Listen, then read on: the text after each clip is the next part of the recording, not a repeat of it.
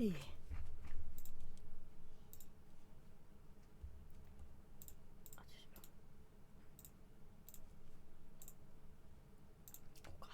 っと待ってね。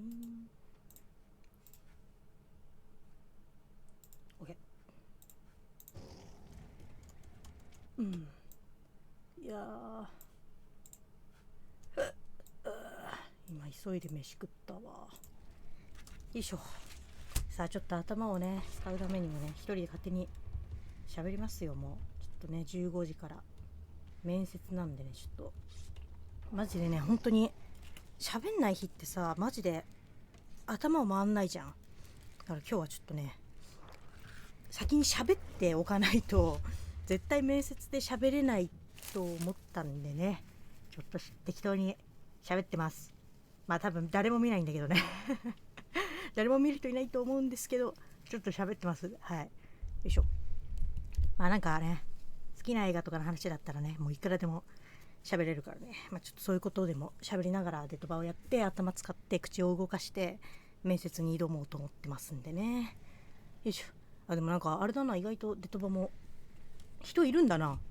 なんか押してすぐにマッチングしたからね、結構驚いたんですけどね。さあ、まあそんな感じでね、ちょっとね、よいしょ。いやー、まあちょっとなかなか緊張するんだけどね。よいしょ。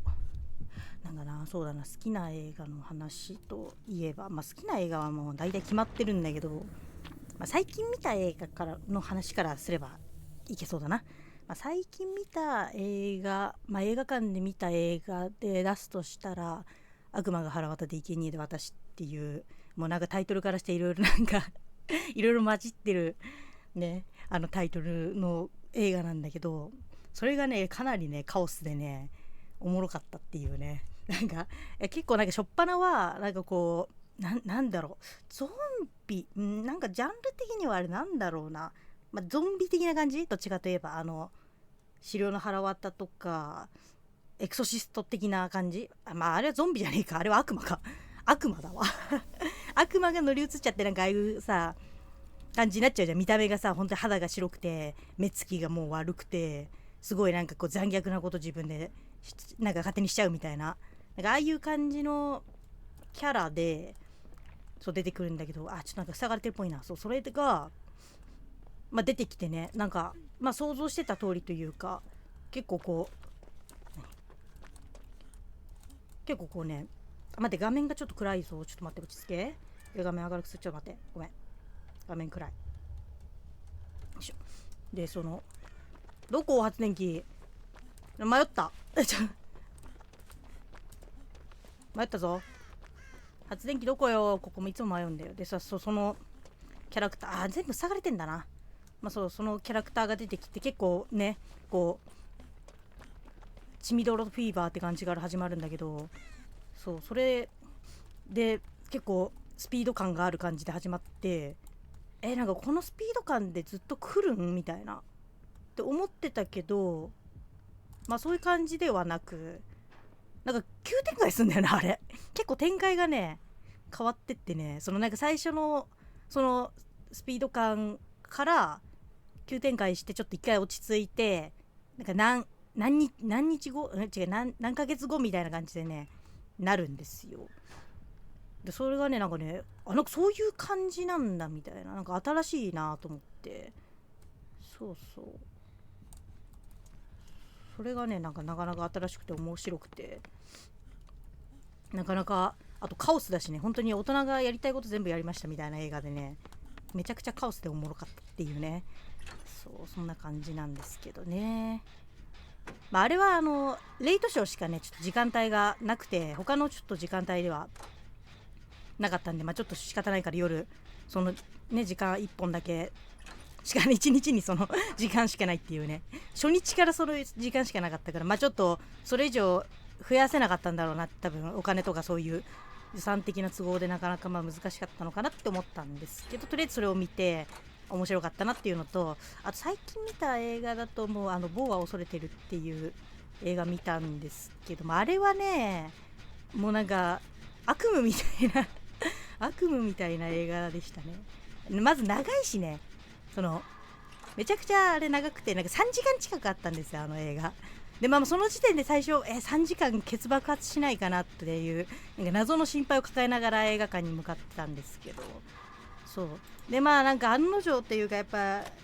A24 っていうその制作会社のやりそうなことをなんか全部詰め込んで、なんかもう本当に何を見せられてるんだって思いながら見るような映画でね、もうまさに悪夢。なんか本当それこそめちゃくちゃなんだろう、分かりやすく言うと、なんかそのうつ病患者の頭の中みたいな感じって言えばいいのかな。なんかちょっとなんか病んでる時の思考回路ってすごい狭くなるじゃないですか。なんかこう狭まるじゃないですか。なんかあの感じの思考をこう本当に表してるっていうか、なんかああいう時って本当にやっぱそうびっくりしたな。そうなんかなんていうのか負の連鎖がこう続くみたいなね。もうこれ以上嫌なこと起きないでくれって思いながらもなんか起こってしまう、それがみたいな、そういうなんか悲しい映画でね、それが3時間続くって、いやもうそれだけじゃないんだけどね、もうなんかねちょっと本当になんだろうな、あの映画はちょっと説明のしようがないな、それ以上。そういう悪夢みたいな映画でね、あれはあれでね良かったんだけど、面白いっていう表現があってるのか分かんないけど、だろうなっていう言い方もちょっと変だけど、予想してた感じの映画でしたね。あれは一回見ればいいかなっていう、ちょっとあれはなんか何回も見てた人いたんですよね。なんか3回目行きますみたいな、いや嘘だろみたいな、3回あれ見る精神力やばと思って、さすがに3回は見れないなと思って、でも2回もいいやみたいな、1回見ればあれはいいんじゃないのっていうような。いやだから1回は絶対見た方がいいと思うんですけど、ただ長いし、人にめちゃくちゃこれめちゃくちゃ面白いよっていう勧めるような作品ではなかった。ちょっとなんか映画好きでちょっと気になってるなっていう人がいるんだったら見てもいいんじゃないみたいな。ただなんか途中のね展開とかがちょっとね、そんな長くあんまいらないんじゃないのみたいなところがあったりね、なんかあそこはさすがにちょっと飽きたなっていう、ちょっと内心これ続くのみたいな、あの瞬間だけは本当に思ったんですけど、もうなんか右に座ったおじさんがめちゃくちゃでかいため息しちゃうぐらいの展開があって、そこはちょっと展開っていうかね、あそこはちょっとそんないらなかっただろうなって思った。ちょっと何なんかキラー動いてないだろうと思ったけど切れたわ。何がしたかったん、誰だったのっていうか、スカルマーチャントだったの。全然もうさ、愛もしなかったからさ、多分放置してたんだろうけど、全然来ないなって、絶対放置だろうなと思って黙々とやってたのに切りやがった。切りやがったのか何なのか知らんけど、切れちゃったのか何なのか。こういうキラー本当にちょっと最近多いよ。放置じゃなくて回線切れるキラーが多発してる最近。なんかもう3回ぐらい合ってる。ここんとこ多い。僕は恐れてるわ。とりあえず1回見ればいい映画だったかなっていうね。そんな感じだったんですけどね。ちょっとお茶飲みますね。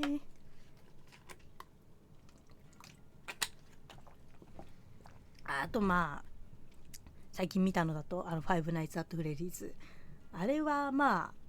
面白かった。でもあれね結構ねなんか分かれる人がねいるんですよね。なんか好みがやっぱさ、ブラムハウスの制作のなんかなんか作り方が結構人間ドラマがありきのホラーなんで、なんかなんか典型的なホラーとは確かに違うなっていう、なんかそれはそれで自分はね楽しめるんですけど、なんかちょっとね普通にホラー映画として見た時にこれホラーじゃないじゃんって結構思う人がいるみたいで、なんかでもそれはなんかすごい話をして、なるほどって、いやつまんないって、ちょっと正直言うとつまんなかったって言ってる人がいてね、その話聞く、どうしてそう思ったんですかって聞くと、いやちょっとあれは内容は本当に面白かったし良かったんですけど、ホラー映画として見た時になんかちょっと違うよねっていう、今言ったようにその人間ドラマとありきのホラーだから、その求めるその本来のホラー映画の作り方とまず違う、それはもう本当にブラムハウスはそういうあれだから、もうしょうがないっていうか、でしょうねっていう感じなんですけどねみたいな話をしてて、いやなるほどなと思って、あれはあれでね、やっぱ楽しめる人と楽しめない人はいるのかなって。あとその話で思ったのが、なんだろう、その、人間ドラマありきって今言ったんですけど、その無理やりって言い方失礼ですけど、そのなんか人間ドラマを無理やりじゃねえや、人間ドラマに無理やりそのファイブナイツの要素を絡めた映画みたいな風に見えたっていう、その人はね、そのホラー映画じゃないや、ホラーゲーム、そのファイブナイツの元のねゲームは全く知らない人だったんですけど、なんかそういう風に感じたらしくて、だったら別にこれホラー映画にしなくて、ホラー映画にっていうかそこに絡めなくてよかったんじゃないのみたいなことを言ってて、めちゃくちゃそれで確かになんかそう言われてみればなんかそうだなっていう、なんか無理やり人間ドラマにファイブナイツを絡めて、はいファイブナイツの映画ですって出してるように見えるなっていうのがなんかすごい納得して、そういう考えっていうかそういう見方もあるんだなっていう、なんか自分にはない見方をしてる人がいて、なんかそういう人からするとちょっと違うみたいなねことを言ってて、いやでもすごいそれは納得して、なるほどな、そういう新しい見方があるんだと思ってね。なんかでもさ、その人じゃないんだけど全然知らない人のなんかツイートでさ、ファイブナイツクソつまんなかったみたいなことをなんかそれだけね言って、なんかそのファイブナイツのそのポスターみたいな、その映画にあるポスターの写真みたいなのがあって、その人はその全然知らない人なんですけど、なんかクソつまんなかったみたいなことだけ言ってツイートしたら、なんかめちゃくちゃ炎上しててなんかなんでつまんない、なんでですかみたいなことを言ってる人がいて、ネメシスが来たそういや、なんかその人に関してはね、マジでめちゃくちゃ炎上しててね、ちょっとね、おいって、いや確かにファンが多いじゃん、フナフって多いじゃないですか。だからいやなんかそれはちょっとひどくないですかみたいなね感じで、いやでも言いたくなる気持ちもねわかるんだけどね、言いたいな、そういうのがあって結構炎上してましたね、それはっていうね、痛い畜生、そうそういう感じでね。そうねめちゃんよ、戻ってきたな。そうだからやっぱりそうやってさ、クソつまんないだけっていうのは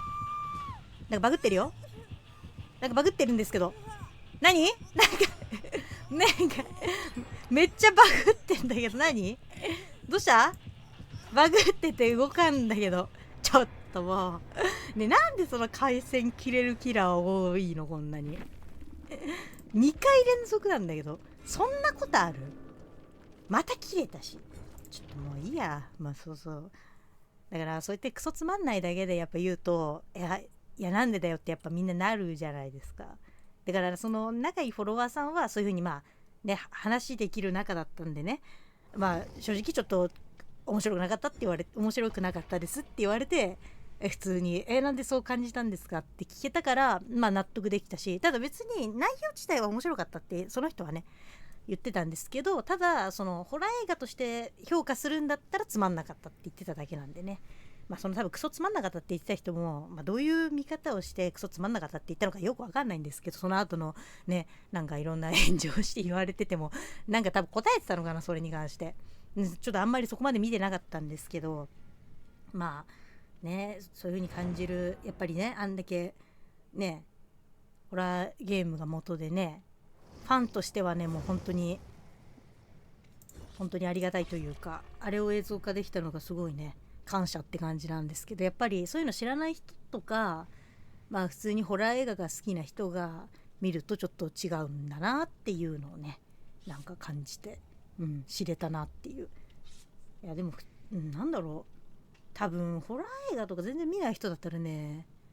ファイブナイツはねめちゃくちゃ面白いって多分言うと思うんですよね。ただホラー映画かって言われたらあれはホラー映画ではない。確かにびっくりはするけどね、びっくり要素はあったし、実際自分もびっくりしたしで、なんか不意にやっぱさ、そのここでびっくりさせてくるんだろうなって分かる時とさ、やっぱり分かんない時があって、その分かんない時、特に映画館でやっぱりなると音でかいから、映画館は意外とね、そのサブスクで自分でこうパソコンで見てる時はね、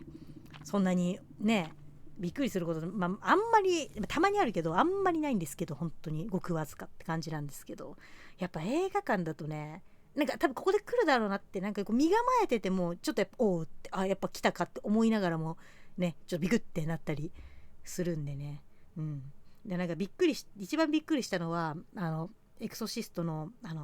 最新のねやつ、あれもブラマハウスなんですけどあれもなんか言われてたら、あれもなんかちょっと違うみたいなこと話してたんですけどね。だからしょうがないよ、もうそれは制作会社のなんかその作り方の問題だから、もうそこ根本変えろってもう無理な話ですからね。私はもうあれはあれで面白かったし、ただやっぱりその普通にエクソシスト1を見てる人からすると、誰？おいハンちゃん、なんか歌い方ちゃうやん。ハンちゃん、ハントレスよ。ハントレス鼻歌がいつもと違うんだけど。なんかそんな鼻歌変えた歌い方変えたあんた。なんかハントレスの鼻歌の感じがなんか変わってるんだけど、どうしたの？まあさ、そういう感じでさ、助け行くわ。ちょっと待ってね。まあね、そのエクソシストもね、あれはびっくりした。確かに。ちょっと助け行くから待っとき。そう、あそこでね、なんかね、まあそのエクソシストでね、女の子っていうか、その娘が要は悪魔に取りつかれちゃうんですけど、2人の子に取り付いちゃうみたいな。そうで、その2人の女の子がいなくなっちゃって探すんですよ、親が。どこ行ったのって。その時にその蛇がね急に出てきてね、あれはね普通にびっくりした、マジで。お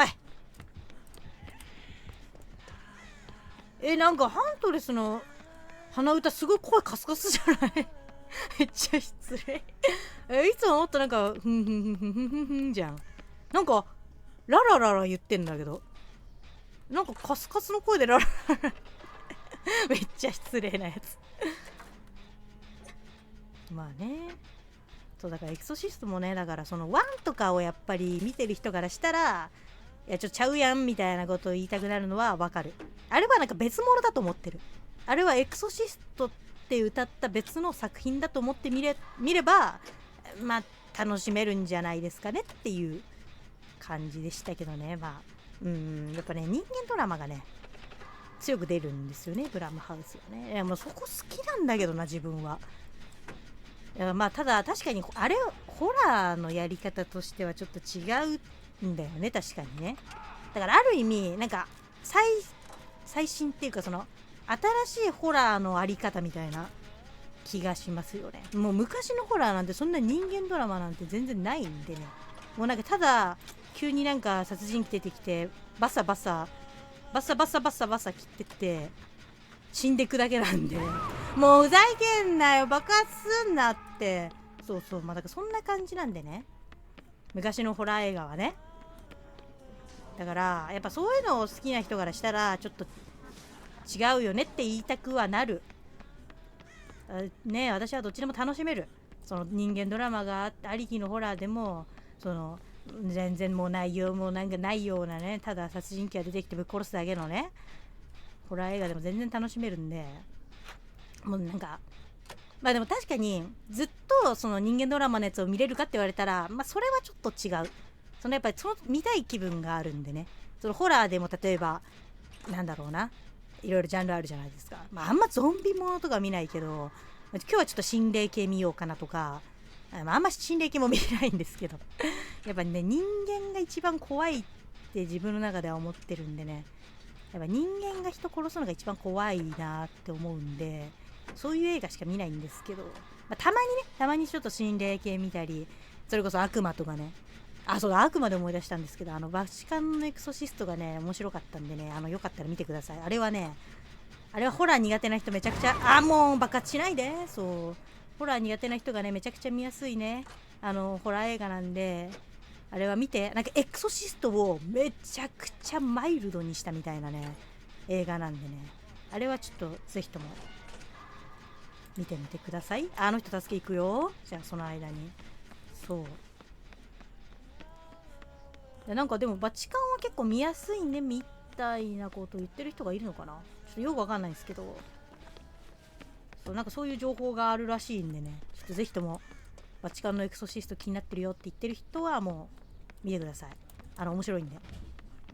ほんとマジでね、エクソシストをねめちゃくちゃマイルドにしたって感じ。なんか汚いねあれもね描写もねなんかないんで、その言葉もそうだし表現もそうだしね、もうねエクソシストなんてねもうゲロ吐きたい放題って感じなんでね、首ボキボキのゲロ吐き吐きのねちょっとバッチい感じが多いからね。バチカンはあったかな、ゲロ出てたっけ。いやでもゲロなかった気がすんだよな。ゲロないから見やすいのかなみたいな風に思ったような気がするんだけど、ちょっとごめん忘れちゃった。でも確かなかったんで、そういうゲロ描写も汚い描写もなかったと思うんで、ぜひともね見てください。気になってる人がいたら。あれは今プライムビデオで見れるんで、無料でね見れるんで、ぜひとも見ていただきたいです。もう声出すな、もうそのさ声出しちゃう系女子やめな。そうっす。どこ違うんだって、どこに行ったのか分かんなくなっちゃったから。そこか、もう分かんなくなっちゃったからね。もうさあと発電機3つなんだけどさ、結構きつない？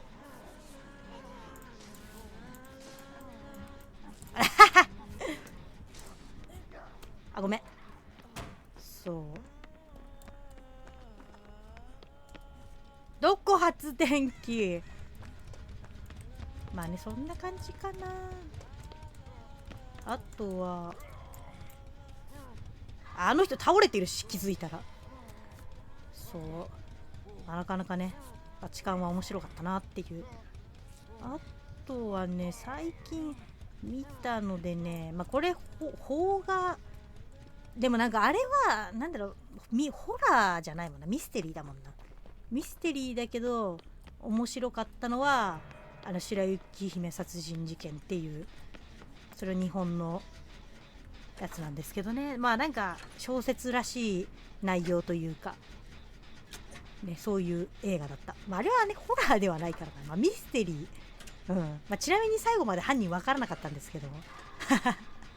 なんかいつもねこの人犯人かなと思って見ててもね、なんか全然違う人だったりするんでね、ちょっとさすがにねなんか意外性のある犯人ではあったんですけど、そうなかなかね面白かったんで、そんなにグロくもなくね、割と本当にドラマを映画一本にしましたみたいな感じの内容でね、すごく面白かったんでね、なんか名前的に、気になったんだよね、その白雪姫殺人事件って。なんかタイトルがいいなと思って、やばいなんか来てる、多分来てる。そうそんな感じですね。来てるー、私のとこいるー私のとこ来てるよ。おいやめてーちっこそうあとねはんちゃんやめてーん、やんだーん。くっそ、今しゃがんだのに遅れた。板倒してて遅れたわ今。くっそ、うまいな。もうあと発電2個だけどね、もうだってあとみんな2回吊るされてんでしょきつすぎる、うますぎる。そうあとね、なんだろうな、あと邦画で最近見たので面白かったのが、てかまあ普通にね邦画を見る機会がねマジで減って、やっぱりねあんまりね日本のホラーってさ、そのないじゃないですか。そのなんだろう、殺人鬼系ってあるのかもしんないけど、なんかそのやっぱ洋画の方が結構みんな見てるっていうか、多分種類的には全然洋画の方が多いんでね。またその最近見た邦画でなんか近いのずっとそう、邦画で面白かったのは怪物の木こりっていう、それは映画館で見に行ったんですけど、それはねめちゃくちゃ面白かったんですよ。なんかね正直あんま期待してなくて、全然原作も知らないし、そう原作も全然知らないで見たんですけどね、あれがねなかなか良かった。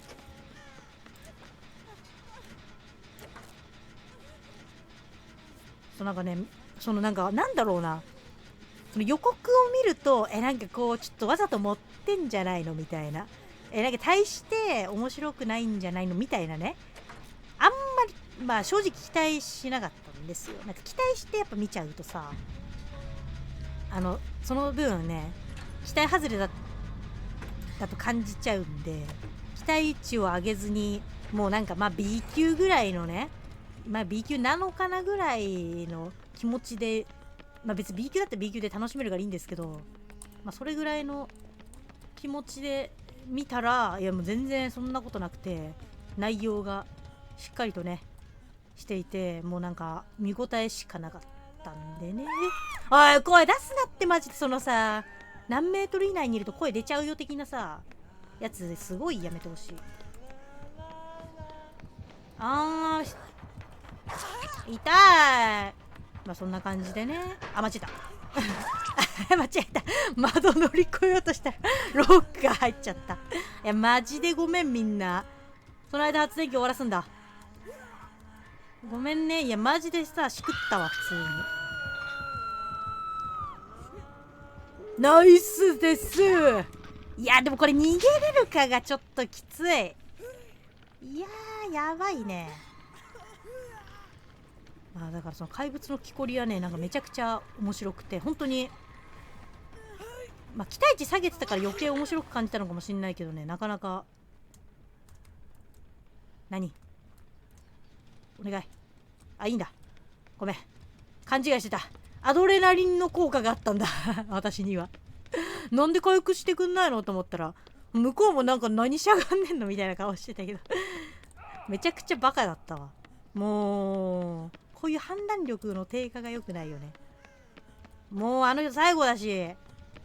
まったくよ。そんで出口は見つけられないのいつも。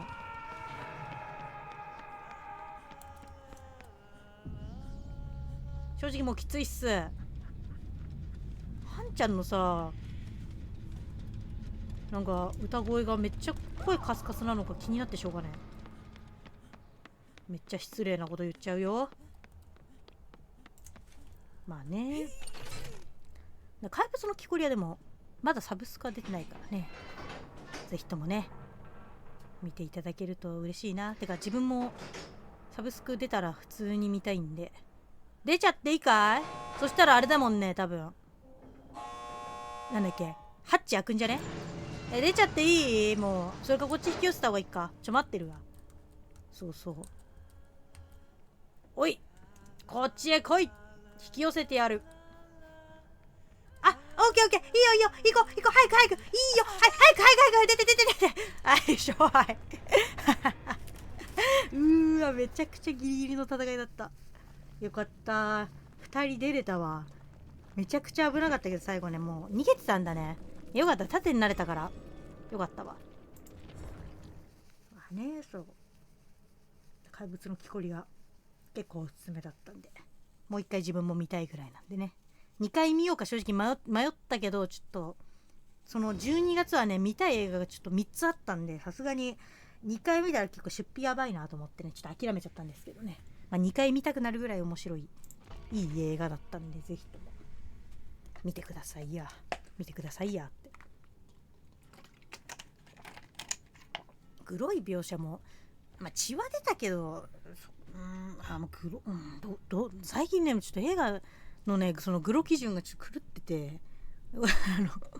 それこそその12月29日に、まあ、見たのは1月入ってからだったんですけどね、そのサンクスギビングっていう映画があって、もうあれはもう最高、もうねマジでめちゃくちゃ好きで、あれは最近見た映画で本当にランキングに入るぐらい面白くて、それもなんかめちゃくちゃまあグロい、予告からしてまあグロい描写があるんだろうなって思って期待して見て、まあ、内容はもちろん面白くてね、グロ描写もあったんですけど、なんか多分ねグロいの見すぎてね、なんか基準が狂っちゃってるのか知らないけど、なんかサンクスギビングが思ったよりグロく感じなくて、いや全然グロいんだけどね、グロい描写はしっかりやって面白かったんだけど、なんか正直もっとグロい、もっとなんかもうすごいことになると思ってたんで、なんかその感じで見たら、思ったよりグロくないぞっていうなんか謎のね、まあ、グロかったんだけどっていう、なんか自分の思ってたグロさを下回る作品だったから、おやっていう、いやでもなんか全然そんなのもう気にならないぐらい作品が面白かったんでね、サンクスギビングね今めちゃくちゃ推してるんですよね。なんかもうあれは天才的な面白さだなと思って、本当になんかスクリーム好きな人だったらあれはね絶対好きになるなっていう、本当なんかスクリーム的な感じ、スクリームをなんかめちゃくちゃグロくして派手にした感じ、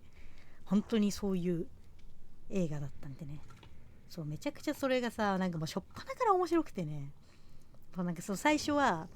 まあ、そのサンクスギビングっていう、まあそのね、海外のやつで感謝祭があるみたいな、まあ、そのなんか感謝祭の日にそのお店が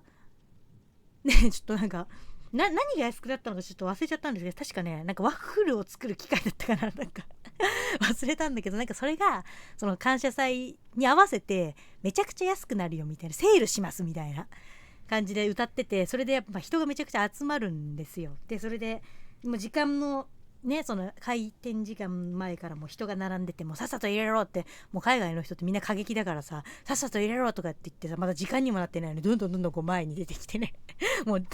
並ばないからみんなどんどん前にこうさ押し入ってきて、いやちょっと待ってくださいって、まだ時間になってませんからちょっとお待ちくださいって言ってても聞かないのね、ああいう人たちってねでホラー映画って大体言うこと聞かない人みんないるじゃんそれが面白いんですけど、もうそういうのでなんかどんどん前に入ってっちゃって、でまあちょっともう本当に開店時間前だけど、もう10分前だったかちょっと忘れちゃったんですけど、5分だったか、もういいや開けちゃえ、もうこんなに人がねいてねもう大変だからもう開けちゃえって言ってオーナーがで開けるんですけど、まあその時に開ける時ももう人がもう前にそのガラス張りのね入り口のところまでもう来てて、もうみんなでこうもう押して押せないよと言いながらもう押して、もうどんどん押してって、もうガラスにひびが入ってってね、でまあそのお店の人が慌ててこう開けようとするんですけど、鍵がこううまく開かなくてね、押してくるもんだからちょっと下がってくださいって言いながらね、こううまく鍵を開けようとするんですけど、まあ、そのままねその入り口のガラス張りのねドアにひびが入って、そのままドアがぶっ壊れて、もう人がワンサが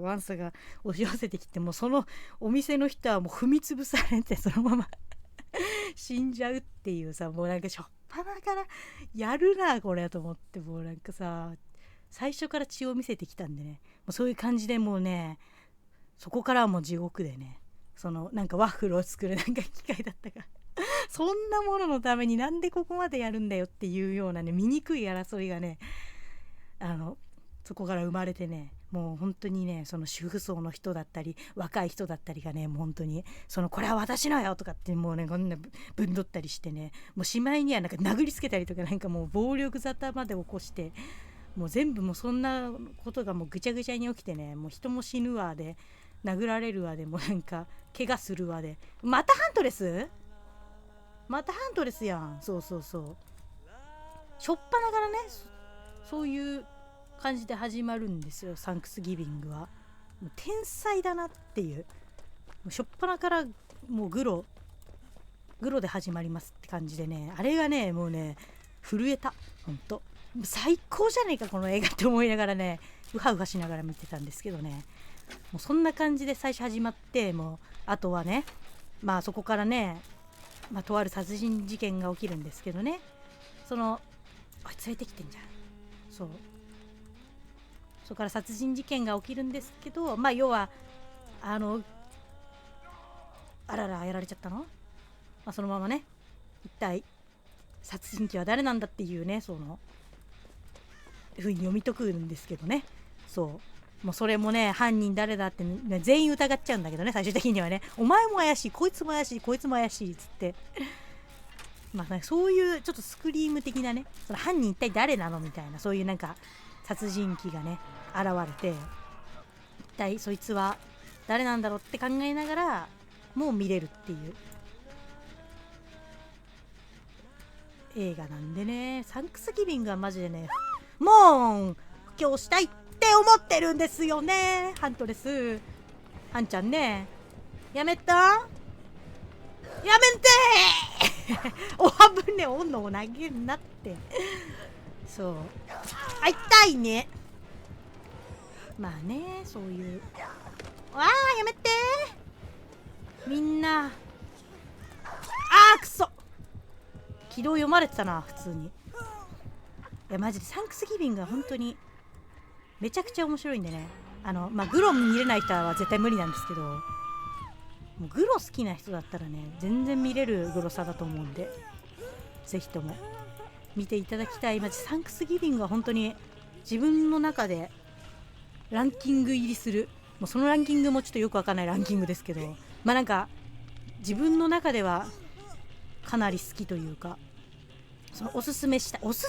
たい映画とはちょっと違うな。おすすめはしたいけどね、おすすめしたいけど、多分あれを見れる人ってなかなかグロいの見れる人じゃなくて多分見れないんで、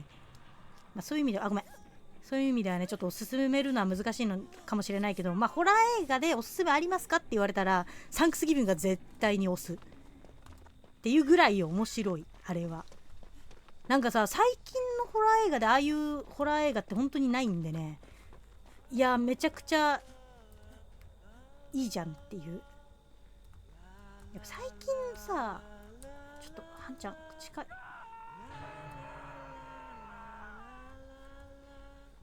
最近のホラー映画はね、ああいうね、それこそスクリームみたいなホラー映画なんてないんでね。前はね結構あるけどね、最新のはないんだよね。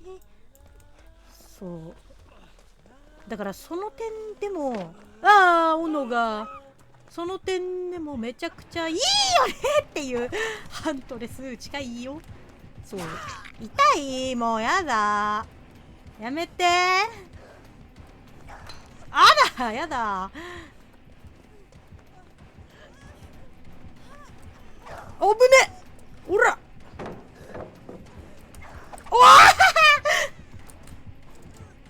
どうも自分から寄ってっちゃった。なんかうまく逃げた時の限ってその次めっちゃヘマするんだよね。だからサンクスギビングがとりあえずおすすめっていうのと、あと最近見た映画でマジでめちゃくちゃこれ面白いなって思ったのは、これもおすすめしたいホラー映画なんですけど、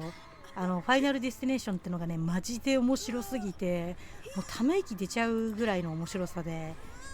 結構勧められたんですよね。ホラー映画でおすすめありますって自分が聞いた時に、いやこれめちゃくちゃ面白いですよって、大体全部面白いですよって言われるんですけど、その映画も勧めてもらって、いやホラー映画好きな人がこれ面白いっていうやつ絶対面白いじゃんと思って、見てみたらめちゃくちゃ面白かった。ファイナルディスティネーションは殺人鬼が暴れるよっていうホラー映画ではなく、超常現象っていうかね、その人の力ではないものによって、殺される恐怖みたいな、そのなんか最初に始まりがあって、めっちゃざっくり説明すると、主人公がね、学生で、その修学旅行で飛行機に乗るっていうね、ところから始まるんですけど、これから修学旅行だってウキウキワクワクでね、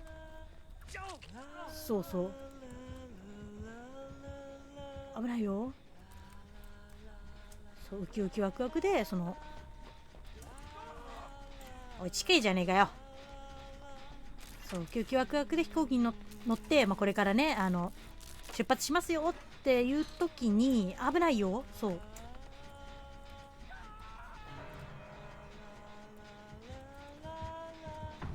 あ、どうもです。また自分から寄っちゃった。もうさ、自分からすぐ会いに行っちゃうんだよね。そうもうさ、はんちゃん強いよ。やめてね。やだよ。やだよ。やだよ。やだよ。いたくそー。その飛行機に乗ってこれから出発するよっていう時に、その主人公がめちゃくちゃリアルな余地を見て、その余地っていうのがその自分の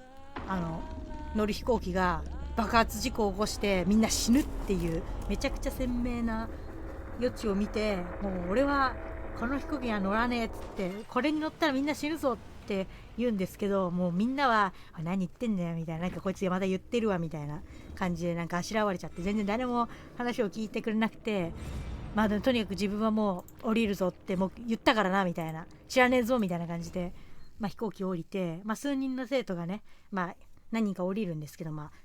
5人ぐらいだったかな、そう降りるんですけど、いろいろあって降りる人もいれば、ほとんどの人がみんな飛行機に乗っちゃって、これから修学旅行だウェーイっていうウェーイのノリでね乗ってっちゃってその犯人じゃねえや主人公の言った通りにね、飛行機が本当に爆発事故を起こしちゃって、みんな死んじゃうんですよね。そこでお前なんで分かったんだよって、そのね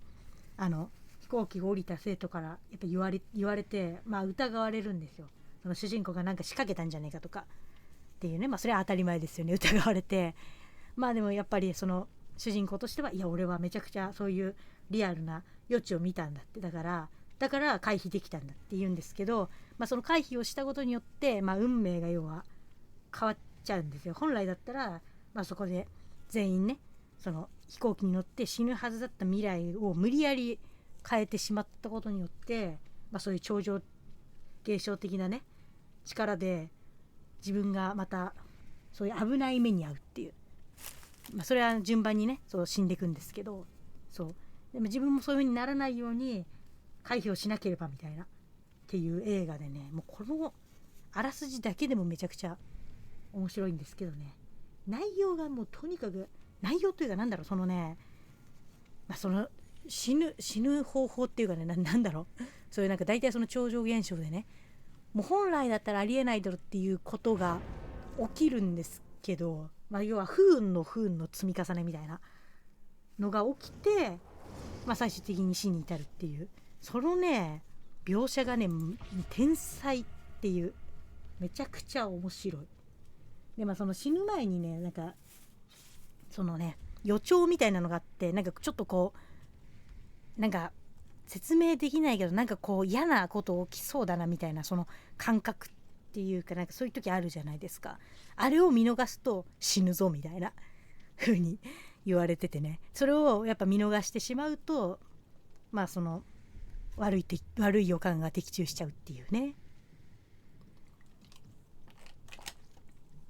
そういうホラー映画なんで、新しいいやそのファイナルディスティネーション自体は2005年に始まったやつなんですけどね、それがでもめちゃくちゃ面白くて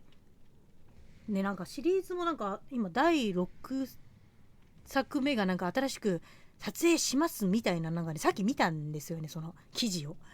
6作目の撮影をしますみたいな、5作あるんだね。そうだからそのさ、ファイナルデスティネーションのまたそのさ海外特有のあれなんですけどさ、タイトル名を変えないでほしい。そのシリーズによって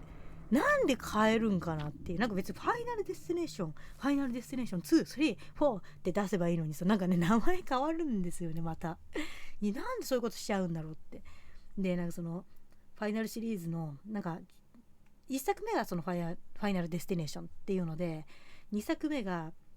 ファイナルデッドコースターっていう名前になっちゃって、名前だけ聞いたらさ全然違う作品って思うじゃないですか。自分もそう思ってて、なんか似たような名前作りやがってって思ったら、それがまさかの2でで、ただそのファイナルシリーズはなんかめちゃくちゃ人気すぎて、ちょっとなんかパチモンみたいなのもあるらしくて、それもなんかそのファイナルがついてるんですよ。ファイナルホニャララみたいな。そうね、なんかそういうのがさいっぱいあって、もうなんかどれがその本当のシリーズのものなのかが分からなくてね、めちゃくちゃね分かりづらいわ。まあなんやっていう、あ、ごめんごめんとか言って、そういう感じなんすよ。だからそのファイナルデスティネーション2なんだろうと思ったら、今度はファイナルデッドコースターになって、3が何だったかなちょっと忘れちゃったんですけど、そうなんかそういう感じにさしてくるからさ、なんで変えちゃった名前みたいな感じでね、あれ一番困るよね。でしかもなんならパチモンでファイナルつけちゃったらさ、もうさどれが本物か分かんないじゃないですか。そうで、なんかそのパチモンもなんか5個ぐらいあるらしくてなんでそういうことするみたいな。危ない危ない危ない、暗い、やばいやばいやばいやばい、ダウンするダウンする、やばいやばいやばいやばい、危な。そうね、喋ってるとねちょっとねこういうことをねちょっと忘れちゃうね。うん、危なかった、死ぬとこだった。そうだからめちゃくちゃややこしいから、やっぱり海外の映画はちゃんとねシリーズごとにねどれかね見とかないとねほんと分かんなくなるんでね。でリメイクとかまたしちゃうとね同じ名前じゃないですか。その例えばそのまあなんだろう、ハロウィンもそうだけど、ハロウィンはなんか最初なんだっけあれ、ハロウィンブギーマンなんでハロウィン2になんだっけ忘れちゃったもう忘れたわ。そ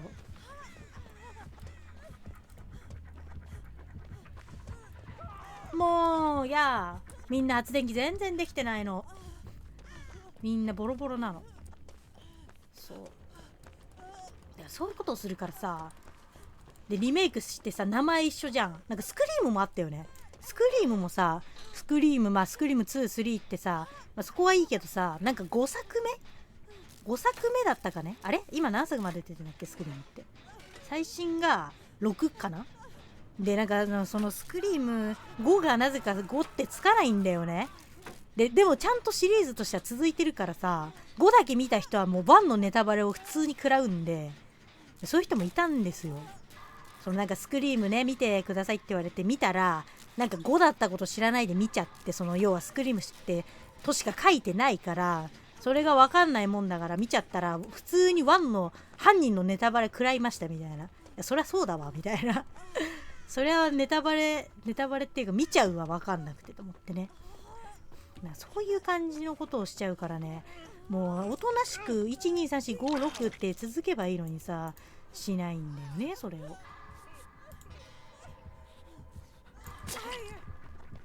そうっていうわーい、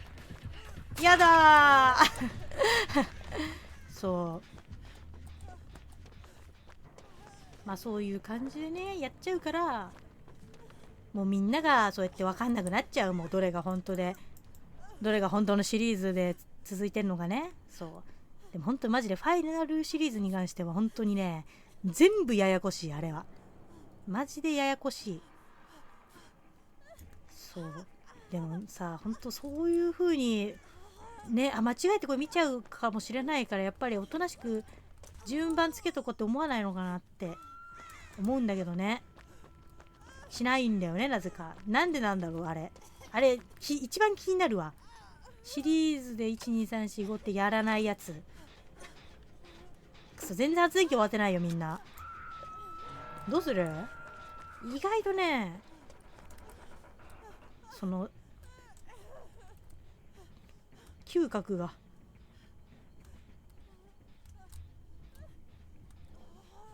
どこね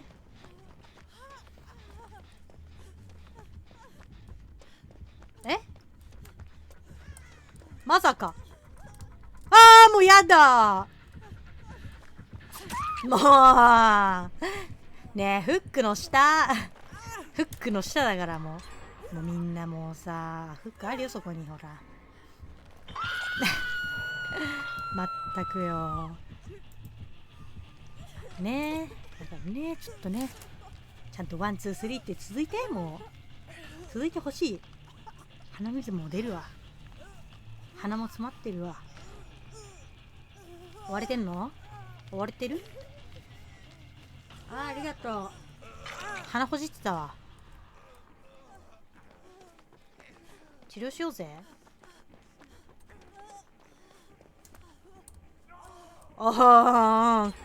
もうさ、全然発電機やってないけど大丈夫？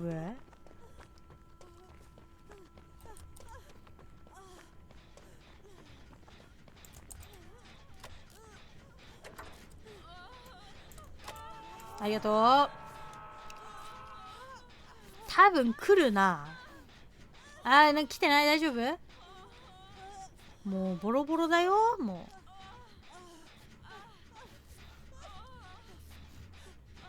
うなんかめっちゃ鼻が息苦しい。なんかね、すごい鼻水が出てんのが何なのか、鼻の奥がすごい詰まってる。呼吸がしづらい。ちょっとこれ終わったら鼻かも。ちょっと待ってね。ちょっとごめんね。助け行くからね。ちょっと待ってな。待っとってな。もう猛烈な鼻水が。だからね、そう。ぜひとも見ていただきたいな。ファイナルデスティネーションは。ファイナルデスティネーションはそんなグロくはない。いや、1の方が見やすいかな、比較的。2はグロなんだろう、ちょっとね、もう基準がね、自分の中のグロ基準がめちゃくちゃ狂ってるからわかんないけど、でも1は比較的見やすかったような気がするんで、1だけでもね見てほしいな。本当に面白いからね。あと最近もうね、ずっとホラー映画しか見てないけど、なんか地下じゃね、そこ。おい、地下じゃねえかよ。もう一人の人いないの？あれ地下だな。マジ？行くか。ちょっと待ってね、お願いするわ。みんな2回おい、なんで来てんだよ。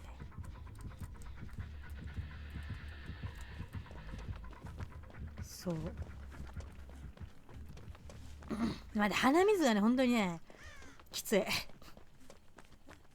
鼻詰まっててもなん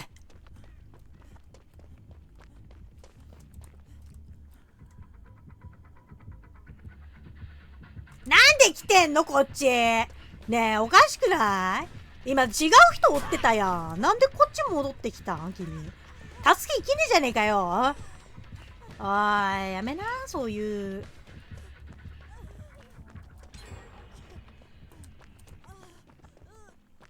まったく、もうみんなズタボロよ。あの人助け行けないし。助け行こうと思ってたからね、今。ごめん、ちょっと待って。もう無理だって。あれなんか治療できないよ。治療できないんだって。なぜか。あんたあれでしょ、なんか、あれねえ。なんか治療できないモードみたいになってない？今。アイコン出てるでしょ。多分あれ出てるからできないのよ、治療が。よくわかんないけど、なんでかは。多分なんか、もう。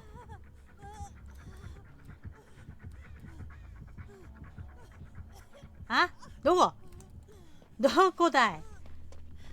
もう発電機あと2個？ちょっときついって。まあそうだな。あと最近見た映画はなんだ？もうずっと映画自体はね見てるんだけどね、その人におすすめっていうかね、もうめちゃくちゃこれ面白かったっていう映画がね、なんか今パッと出てこないんだけどね。あとまあ自分が好きな映画で言ったら、もうね、これめちゃくちゃマイナー、ホラー界隈でも見てる人が少ないって言われてるね、血のバレンタインね。なんで見ないのみんなっていう。古いから。でもさ、古いっつったってさ、エルム街の悪夢とかさ、ジェイソンとか全部あれ結構古いでしょ、あれも。なのにさ、なんか血バレを見てる人がねめちゃくちゃ少ないっていう悲しすぎる現実がある。なんでなんだろうね、あんなに面白いのにね。そう、血のバレンタインではプライムビデオでカット版ならあるんですよ。そのレンタルでだけどね、有料なんだけどであって、そうそれがね、それしか他のやつで配信あったかな、ちょっと他ちょっとごめんなさい、わかんないんですけど、そのプライムビデオではその有料版でカット版ならあるんですけど、そうなんですよね。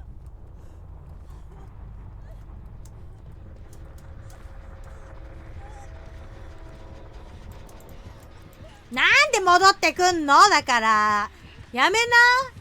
戻ってこないで。ああ、もうあうあうあうあうよ、きつすぎる、きつすぎるな。終われてんの、ちょっと待ってね、そこの発電機終わらせて。あの辺ちょっといないでほしい。おいマジかよ、やられてんじゃねえかよ。あの人最後じゃん。ハッチじゃん。ハッチやん。またハッチ問題だよこれ。ハッチだ。ハッチハッチミツバチハッチ。ミツバチハッチだ。やばい。ハッチ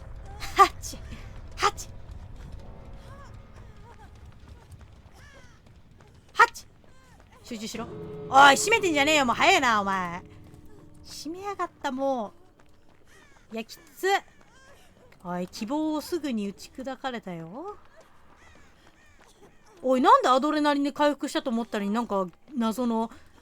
傷を負ってんだよ。なんかつけてんな、なんかつけてるな。まあね、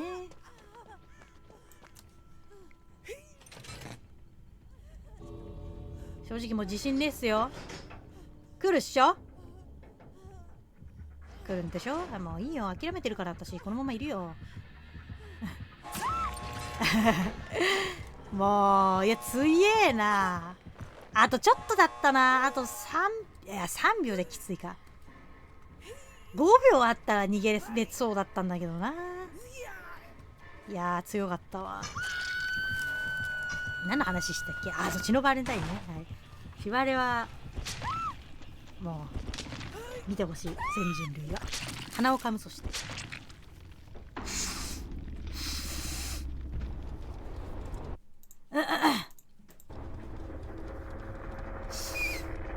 なんか鼻の奥にね、なんか詰まってるんですよね、その鼻水っていうか、なんかな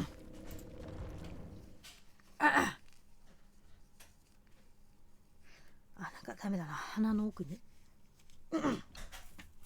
鼻水の塊みたいなのが潜んでるわ。ちなみに洋服手に入った？入ってる。入った。 OK。 次でちょっと最後にしようか。結構いい時間だな。やめとくか、ちょっと1時半だから。まあそんな感じでね、ちょっといろいろ話したんですけども、誰も来ないんで今日はここまでにしたいと思います。まあ1時間話したから結構いい方なんじゃないのっていう感じで終わります。ではお疲れ様でした。